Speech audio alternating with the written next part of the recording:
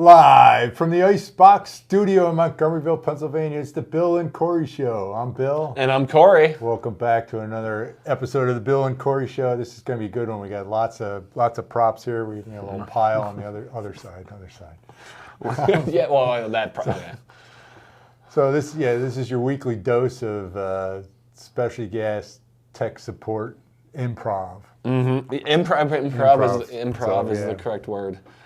Okay, first question. Would you mind sharing the specific type of stainless steel used on the inlet filter of the 2210 series miniature dual-stage regulator brass? That's a longer name than the size of the regulator. Yeah, no, this is the 2210. Okay. And it is 316 stainless steel. And for the show, I thought it would be interesting to look up why 316 stainless steel is called 316 stainless steel. And would you be surprised at what I found out about it? No. No. Well, there's no rhyme or reason to it. It just decided to name it 316 stainless steel. I thought for a moment it was because of 3% molybdenum and 16% chrome, but no, it's not that.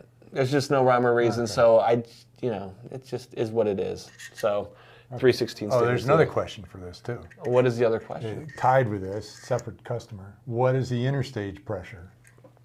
So for the 10 PSIG delivery pressure, it is 40 to 60 PSI. Okay, good. So that's it for that. Okay, good.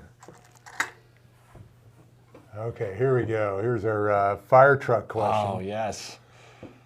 Yeah, I never thought of a fire truck question for specialty gas equipment. Yeah. It says, we're running into an issue with our nitrogen tank on a fire truck located at Station 65. I wouldn't be too specific on the fire truck number. Currently, we have the guys check the nitrogen tank pressure quarterly, as it needs to be a minimum of 1,750 PSI to run the extinguishing system. When the check is done, the piping and hose of the extinguishing system on the truck is filled, causing the tank pressure to drop each time. We'll show you a graphic in a little bit, but this quickly leads to the tank dropping below the 1,750 PSI minimum.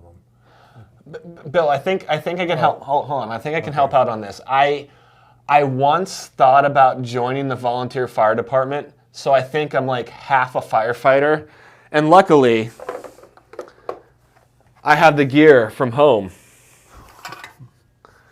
and even a model of a fire truck so that we can look at it. Yeah. So here's our model. So I feel like I'm a little bit of an expert on this because I almost joined a fire department. Okay. So where is the cylinder located on the truck? I think it's in the back here. I feel like that's where it's at. Oh, okay. I'm not sure. Based on the picture, let's show the graphic. Why don't you pop up the graphic? The graphic's from the back, I think. Tell me, is it the back? Is it the right side? I think it's the back. It's coming right. I don't think it's the front. I guess the picture's up. That's good. It says, I've attached a picture of the current setup. What options are out there so that the tank can be open to check pressure level while charging the rest of the system? Some type of regulator or second valve setup? What are your thoughts? I have thoughts. Do you have thoughts? I have thoughts too about this. So, well, keep the graphic up there. Well, the graphic shows that all they're doing is opening up the tank to see the pressure, because if it's not open and leaking, and feeding, they can't see the pressure. So you want something that will let them see the pressure without having to open the tank. Correct? Oh yeah, but you still have to open the tank. You have to open the tank for the picture. You can't have a gauge in the tank. So. What you can do in this case. Well, wait a minute. No, show that off. We got the graphic up there. All right. Still looking at the graphic. All right. What you could do is you could put a valve on the branch of the T to isolate it from the accumulator, so you can check your pressure, and then then it'll just fill that little space and bleed it down.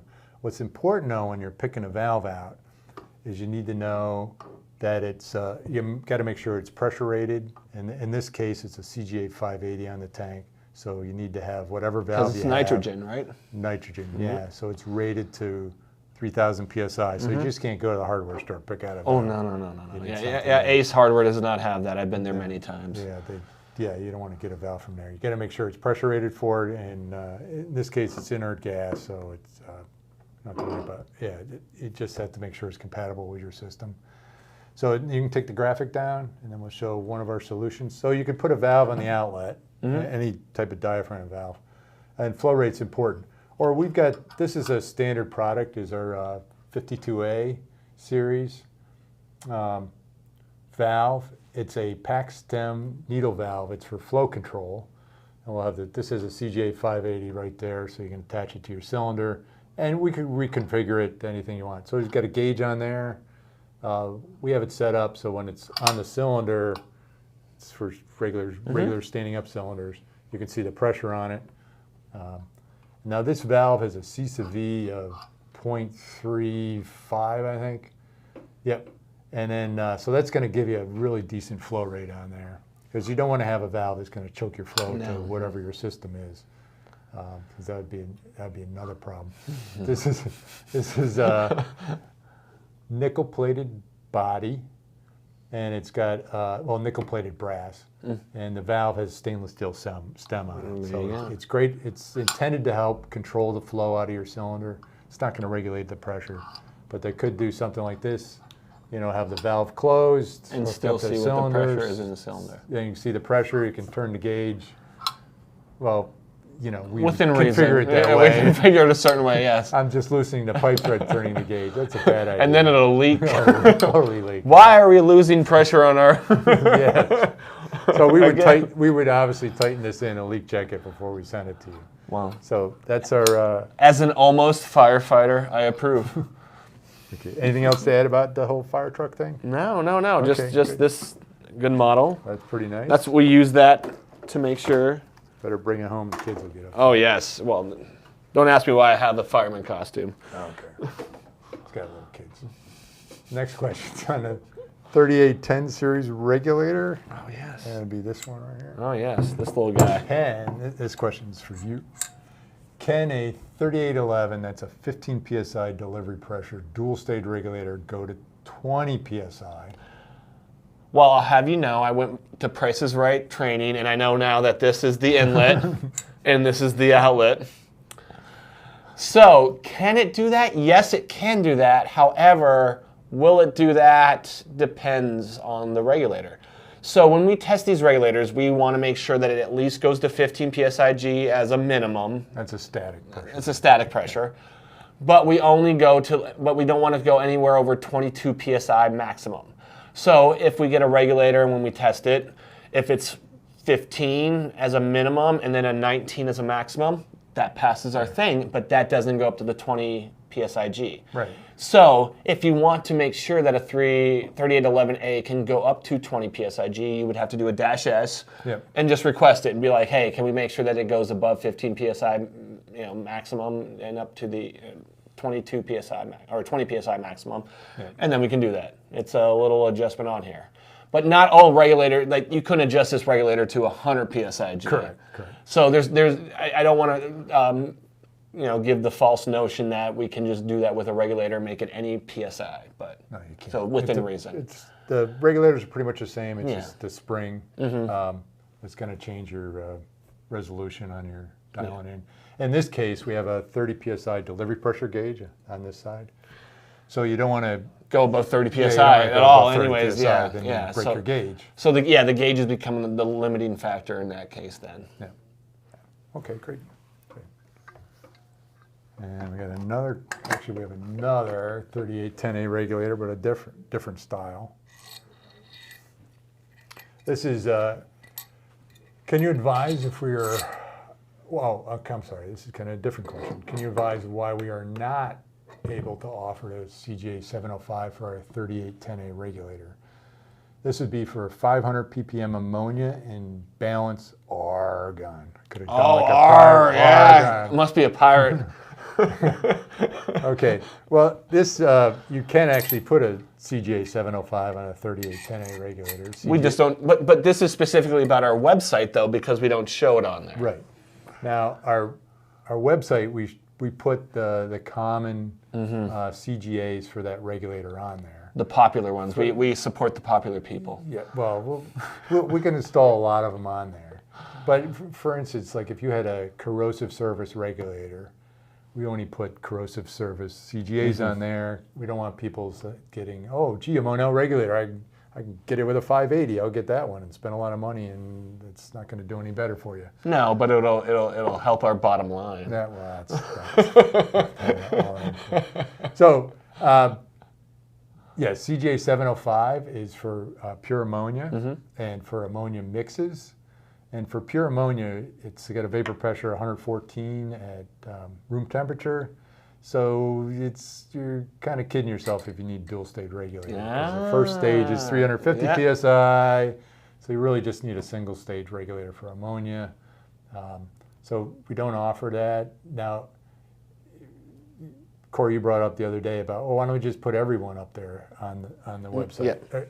And part of the issue is we could have over 70 inlet connections, and if you're trying to find your CJ 580, it just might be too overwhelming to scroll through all that. Not only that, you point out that some CGA fittings don't make sense for a dual stage regulator as well. Correct. So why would we put them all on there? Because we want to sell you the best thing for your job, not sell you something that you don't need. Yeah, and some are for calibration gases, and they're gonna need another type of regulator.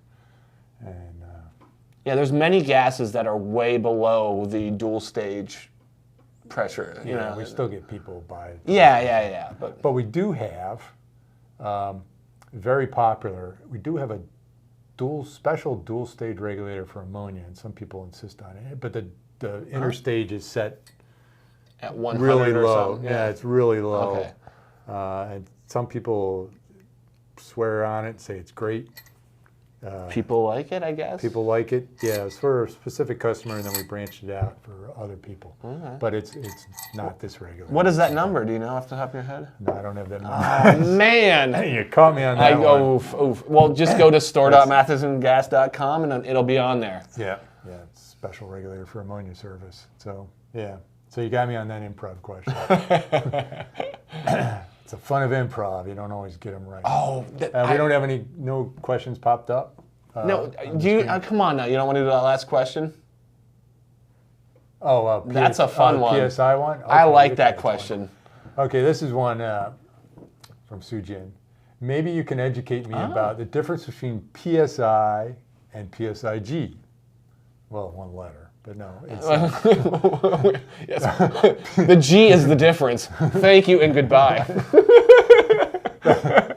PSI is pounds per square inch, and that's a way to measure pressure. Now the G is gauge pressure. So that's the gauge pressure is relative to atmospheric pressure. So that says you get the gauge and it reads 0. Well, that's atmospheric pressure. But in reality, the gauge is actually feeling like 14.71 if you're on. Yeah, if it's sea level. If you're on sea level, nice, but the gauge ignores that because we don't experience that. Right. So there's PSIA, and that's absolute pressure. So that would be 0 PSIA would be like if you're in outer space. Yeah, it's as if we don't have an atmosphere. You don't have an atmosphere. That's what PSIA means. Pounds per square inch atmosphere, but it pretends you don't absolute. Have. Oh, is it absolute? Absolute. I thought it was atmosphere. No, it's G. That's why I have to explain it. No. That's so G is gauge pressure. G, I knew that one. I knew that one. There's also D, but people want to differential. People don't want to be. Oh, I can't think of anything D that is safe for work that would work there. Okay. Anyways, what people commonly say, and it's accepted in the industry, is just to say PSI instead of PSIG. Yeah, so PSI and PSIG are interchangeable. They're interchangeable. They are. So that's, so I think I answered that question. Yeah, no, you answered that, yeah, because that was a really simple one at the end. Okay, so that's all the questions we got for this week.